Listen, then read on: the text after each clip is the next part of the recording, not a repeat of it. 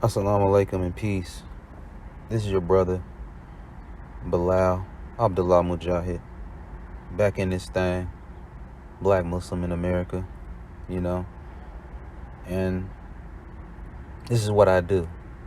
I like talking about different things, whatever's on my mind, because this is just a black Muslim in America. This is what this page is about. That's what this YouTube page is about. It's about being a black man, a black Muslim in America, and how my thoughts and how things I see going on in the world, how it's filtered through Islam, how it's filtered through being a black man, from my perspective as a black man, from my perspective as a Muslim, from my perspective of understanding white supremacy.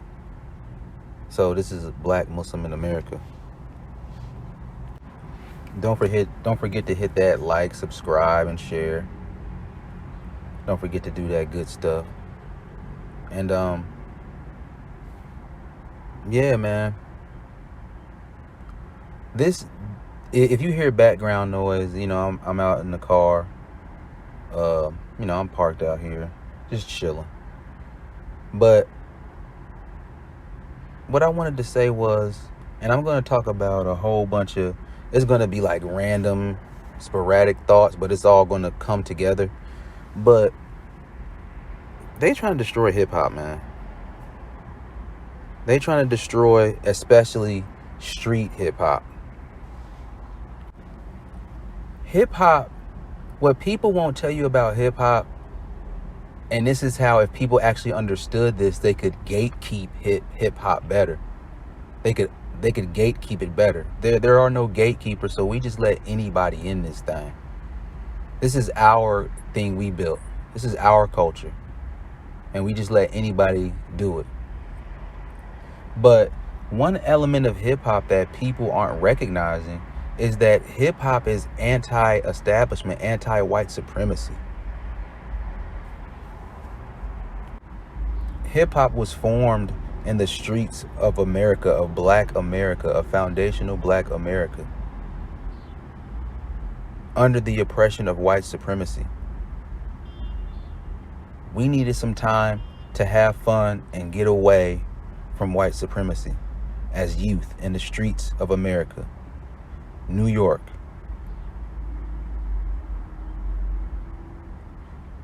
Hip-hop, one of the elements is to be rebellious against white supremacy. Hip-hop came from the streets, as I said, from the streets of America.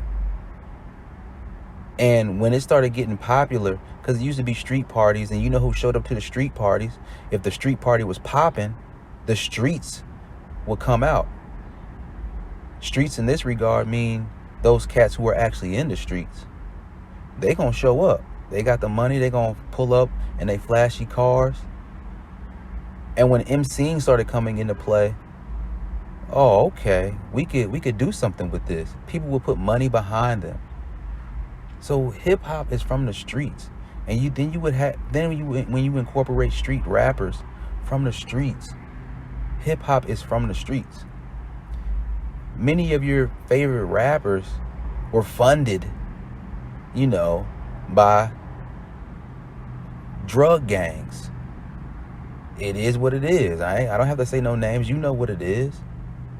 So it's from the streets, and it's from, one of the elements is rebellious to white supremacy, because these street cats, what did they do? They said, F white supremacy and their rules.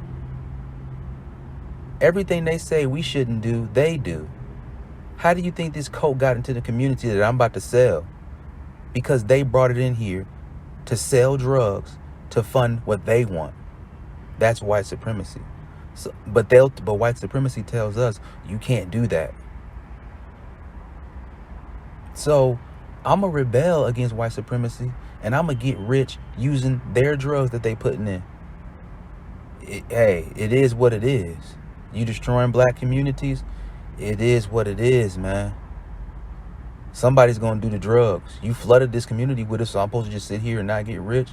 I'm trying to get out of poverty. So it's all in rebelliousness to get against white supremacy.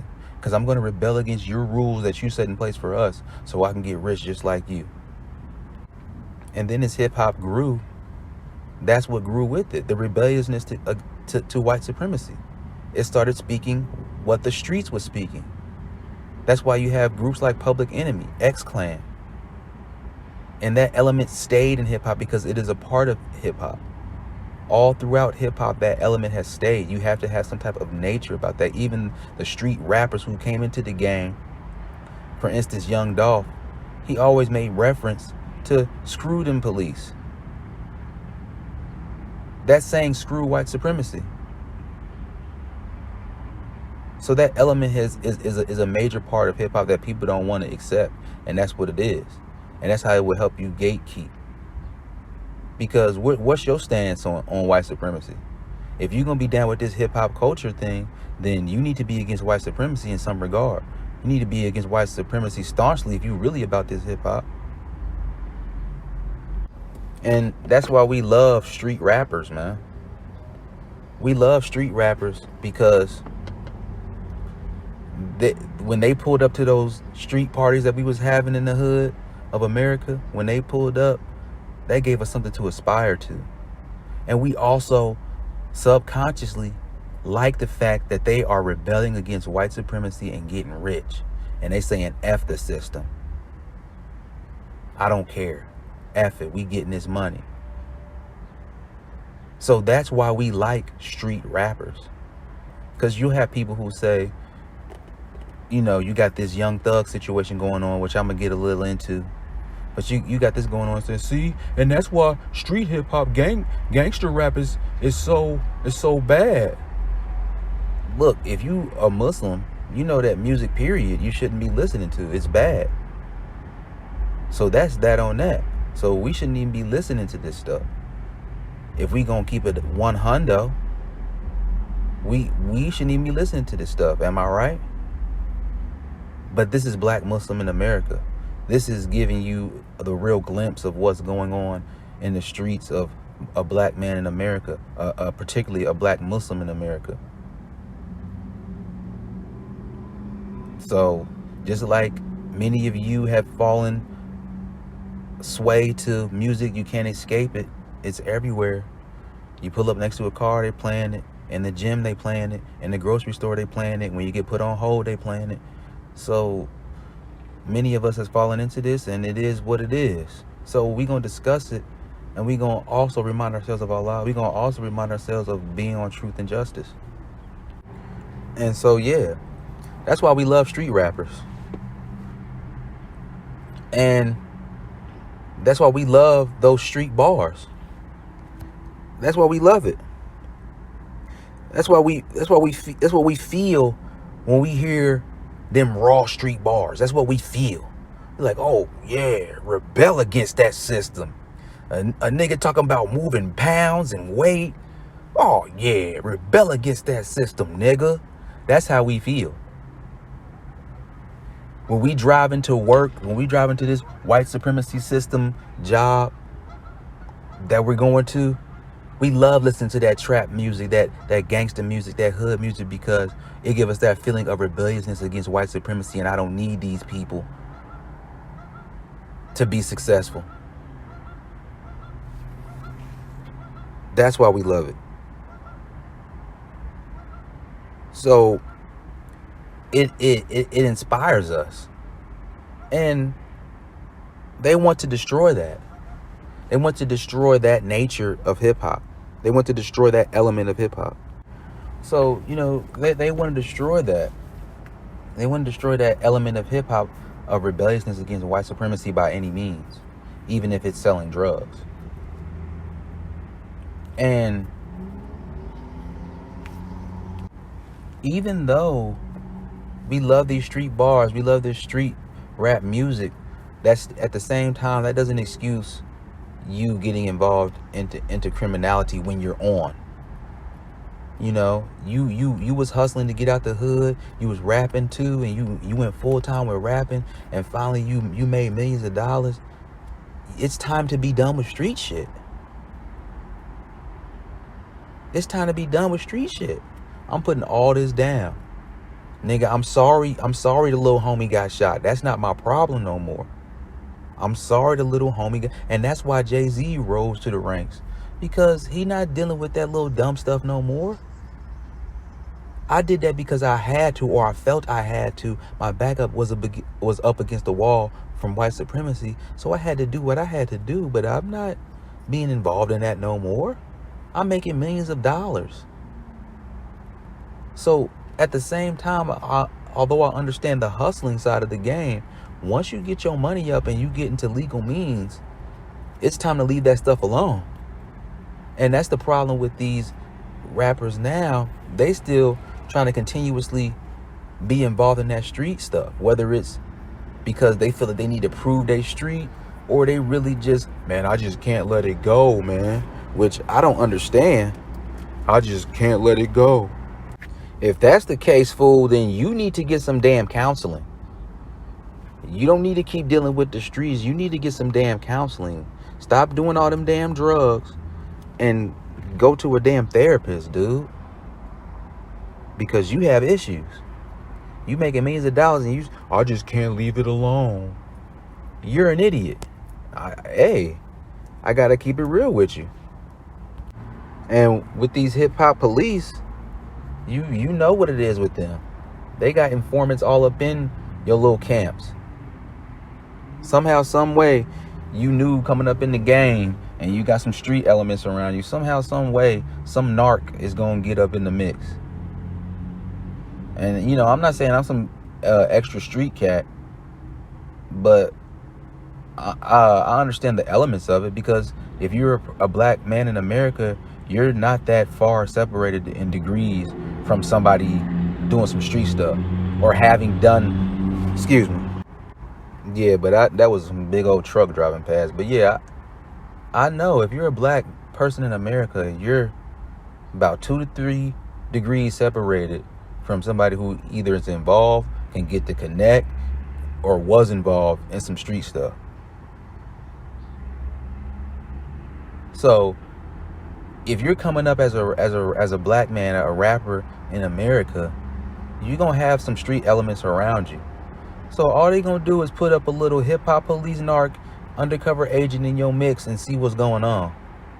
They gonna take hella pictures. They gonna be all on your social media. Y'all niggas is dumb. You supposed to be allegedly, they're saying you're a leader of some gang. That's not how no damn leader moves. Like, you're just doing hot boy stuff. I'm not on hot boy stuff. If I'm really in the streets and it's really, you know, up with me and you, I'm not doing no stuff for the gram. I'm not standing on top of your car and taking a picture and put this on Instagram. Hey, it's gonna be funny, dog. Put this on Instagram. What the hell? I'm not doing that. You're my enemy. First of all, it's putting me in a weak position. Let's say I get up on this car in a parking lot and you coming out. Now I forced your hand. You have to shoot me. I forced your hand. You have to have some altercation with me. I'm not looking for that. As a Muslim, when you going into battle, like the prophet said, you shouldn't hope to meet your enemy. Hope they give up on the way there. You know, this journey's too long. Maybe we should turn around, man. We shouldn't really be messing with them anyway. You know, hope not to meet your enemy. But if you out and about and you meet your enemy, then something comes to you, then it is what it is. So these dudes be doing hot boy stuff for no reason. Quit that. If you want to keep the street element of hip hop, if you want to keep that rebelliousness against white supremacy in hip hop, y'all gotta move different. And so they got this RICO stuff all on your boy Young Thug. They done pulled Gunna into it because he had a chain on and he claimed YSL. There's many other rappers who aren't black or who are very light skinned who have claimed YSL or even said they were in YSL. So why aren't they getting involved into that? They're trying to use this RICO stuff Because now they got Casanova involved. They pulled Casanova in. Then you got the Snitch 9 popping up and poking his little rat head out, laughing at everybody. You should have been a rat like me. No, Negro, they should have moved smarter. In the case of Casanova, you still, dog, you just got out. You're still involved in gangs. And then you're allegedly moving tree. Why? I know the hip hop money for you probably ain't coming in heavy. Nigga, you had a hit. You got at least 200,000 out of it. At least that. You should have bought some property, nigga. What are you doing? And if you're obviously doing it for a chick or something, or your own ego, because, dog, I just got out of prison. I'm not trying to go back. I'm not selling no tree. No, we're not doing that. I got these houses. I invested in these houses. We just gonna live a regular life until one of these songs pop off again. You're gonna get a nice Toyota Camry. It's gonna be high level, but you're gonna get a nice Toyota Camry, the latest year, and we gonna rock out. And if you can't handle that, baby girl, then be gone. But yeah, they hitting everybody with the RICO. So this lets me know this is a precedent being set. They trying to work this down to the average black Negro in the street. That's what they trying to do. They gonna look at you and create a gang out of it. Oh, you and your friend both had striped shirts on that day, so y'all the striped shirt gang, SS gang, and y'all in the gang, and somebody else with a striped shirt had shot somebody, so we think they're involved in your gang, so we need you to come on down to the station. It's gonna be turned into, or trying to turn it into, any nigga on the street can get pulled over and be claimed they're in the gang. They doing all of this right now. That's what's trying to be set as a precedent.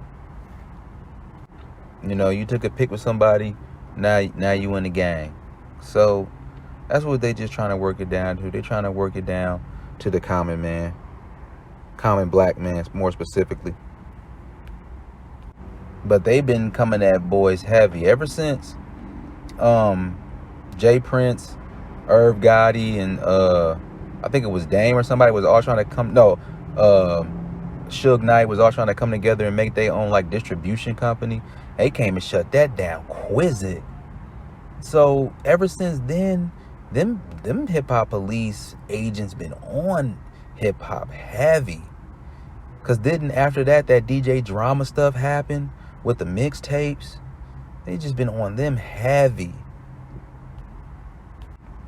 So like we gotta be smart out here, people. This whole Young Thug and YSL stuff should be a lesson to us out here, man. You don't need to chase clout on the internet. You don't need to be taking pictures with your weapons. There's no need to do that. You don't need to be taking pictures with you taking money phone. There's no need for that. You know, as Muslims, we shouldn't even be taking pictures like that. That's one thing that'll keep you in line. If you're a Muslim, you shouldn't even be taking pictures like that. You know, I understand you want to flex for the gram here and there. When you're out on vacation, you want to take a picture of nature. Okay, cool. But taking pictures of you and yourself, we don't need to be always doing that. And when you in the social media age, everything's supposed to be posted up, and that's what they pulling together on this case with YSL and them. They pulling all they Instagram, all they Twitter, all they YouTube, all they stuff. Talking too damn much, trying to share too damn much. You could be a Twitter person, because I'm a Twitter person. I like being on Twitter. That's what I mess with. That's my thing. You could be on Twitter and tweet all day, every day. But it's about what you're tweeting about. Are you telling every single damn thing you doing? Are you trying to be extra gangster on there? Are you trying to flex? Are you trying to clout chase? Or are you just talking about what's on your mind and keeping it real and not constantly posting pictures of yourself? And which one are you? You're using it for business purposes. Which one are you? Because if it's just for clout, if it's just for your ego, if it's just because you're an emotional person, then it's going to come back to bite you. It's like it's come back to bite YSL and them. Just like it's gonna come back to bite you, because you're gonna always be involved in drama. If you go on Facebook, Facebook is the place of drama. Drama book. That's all it is. DJ Drama K Slay. That's all it is. The Drama King. All you see up and down Facebook, and I don't even have Facebook, but I be at work and people telling me everything that's going on Facebook. I be seeing arguments at work over Facebook. Man, that is a place of drama. And that's all because they're all clout chasing. They're all sharing too much of themselves. There's no need for that. So that should be, this whole YSL case stuff should be a lesson for us. Watch what you say. Watch what you do on social media. Because they eyes watching, stay wise, move above it. Shoot that. And like that, I'm gone. Don't forget to like, subscribe, and share. This is Black Muslim in America. Peace and assalamu alaikum.